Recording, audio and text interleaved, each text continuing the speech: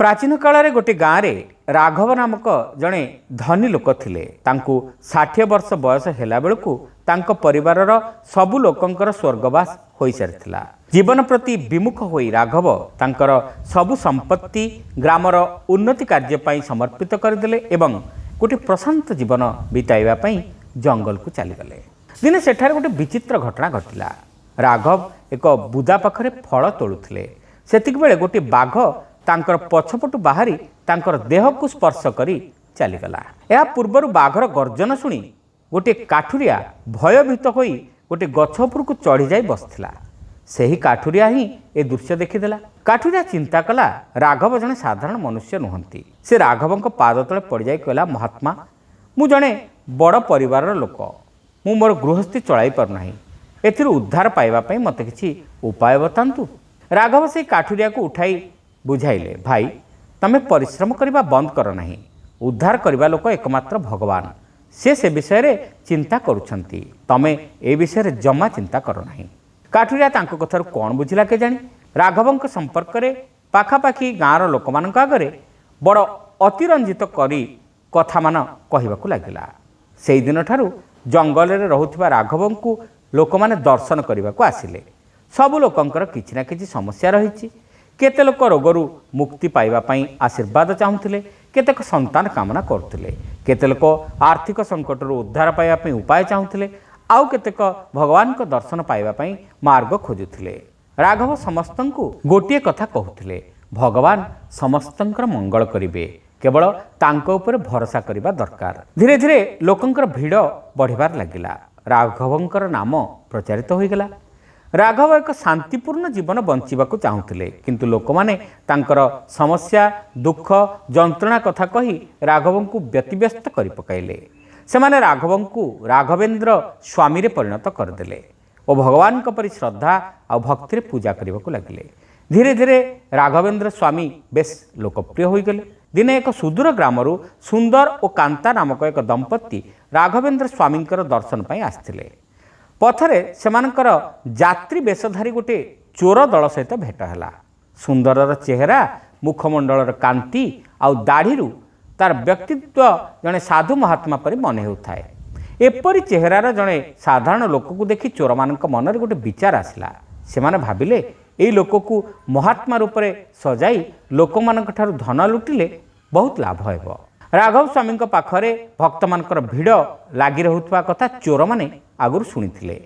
सेमाने सुंदर को राघव स्वामी प्रधान शिष्य भाव सजाई तांकर अनुगत शिष्य पालटि जिबा पई योजना कले। सेथिपई पथश्रांत दंपत्ति को सेमाने आग पेट पूरा खाइबाकू देले, तापरे तांकू गेरुआ वस्त्र पिंधिबाकू देले। सेई दिन सेमाने सेठारे गोटे छोट आश्रम तैयारी करदेले और सुंदर को राघवेंद्र स्वामी प्रधान शिष्य भाव घोषणा करी आश्रमर मुख्य भाव प्रतिष्ठा करदेले। सुंदर यार आपत्ति जणाइबारु चोर माने ताकू मारी पकाइबाकू धमक देले। चोर माने सुंदरर शिष्य रूपे अभिनय कले और नूतन स्वामी विषय जोरदार प्रचार कराइले। सुंदरर आश्रम राघवेंद्र स्वामी आश्रम ठारू बहुत दूर थिला, तेणु जो लोक माने राघवेंद्र स्वामी दर्शन पाई जाई पारु नथिले सेमाने छोट स्वामी आश्रम को दर्शन पाई चली आसुथिले। चोर माने सुंदर को सामान्य इंद्रजाल विद्या शिखाई देले। सुंदर शून्यरू छोटमोट जिनिस सृष्टि करि पारुथिला। एपरि अद्भुत चमत्कार देखि लोक माने तन्मय हो जाउथिले और छोट स्वामी को प्रचुर उपहार देउथिले। चोर माने से सब उपहार को सुंदर ठारू नहीं जाउथिले। चोरी डकायती अपेक्षा ए धंदा चोर मानक लागि बेस लाभजनक थिला। धीरे धीरे सबुआडे प्रचार होइगला जे बड़ राघवेंद्र स्वामी ठारू छोट राघवेंद्र स्वामी महिमा अधिक। एही कारणरू जंगलर अभ्यंतर को राघवंक आश्रम को जाउथवा लोक माने आ बेसी गले नाही। सेमाने सुंदरंक आश्रम को अधिक आसीबाकू लागिले।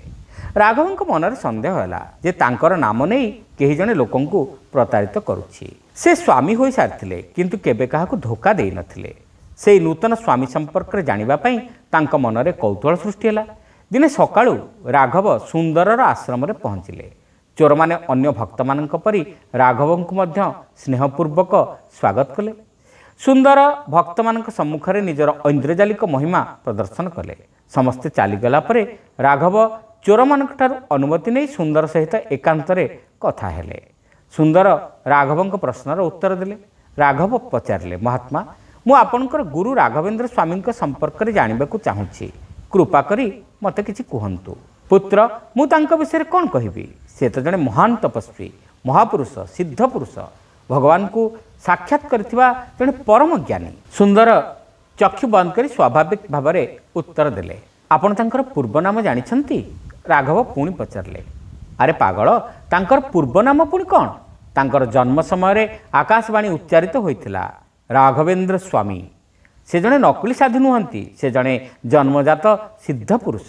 सुंदर उत्तर देला आपण तांको केते दिन पूर्वे भेटिथिले मु जेतेबेले ध्यान करे तांको दर्शन करे तेबे मोते तो चिन्हि पारुथिबे। राघव पुणी पचारे तमे किए बसछ। सुंदर किछि बुझी न पारी कहिला स्वामी आपण जो सद्गुरुंकर गुणगान करुछंती मु सेही राघवेंद्र स्वामी। राघव दृढ़तार सह प्रकाश कले। यह शुणिबा क्षणी सुंदर चमकी पड़िला तुमे लोक मानकु एमती ठकुच कहीं। सुंदर यह परे राघवेंद्र स्वामी का आगरे चोर मानकर कथा सविस्तर वर्णना कला किपरि से सेमानकर फांदरे पड़िला से माने भयरे केमती ताकू ए काम करने को बाध्य करुछंती से कथा से गोटी गोटी करी राघवेंद्र स्वामी का आगरे कहला। जदि स्वामी ताकू ओ तार पत्नी को चोर मानक कबलरू मुकुळेई देबे से माने तांक पाखरे चिर ऋणी रहिबे बोली सुंदर प्रकाश कला। से दिन राति चोर माने निस्सारे चूर होइथिबा बेले राघव सुंदर आउ सुंदरर पत्नी सेठारु बाहरी चली आसिले। अनेक बाट आसिबा परे से माने एक सहर रे पहुँचिले। सेठारे से माने किछि कामधंदा करी निश्चिंतरे जीवन बिताइले।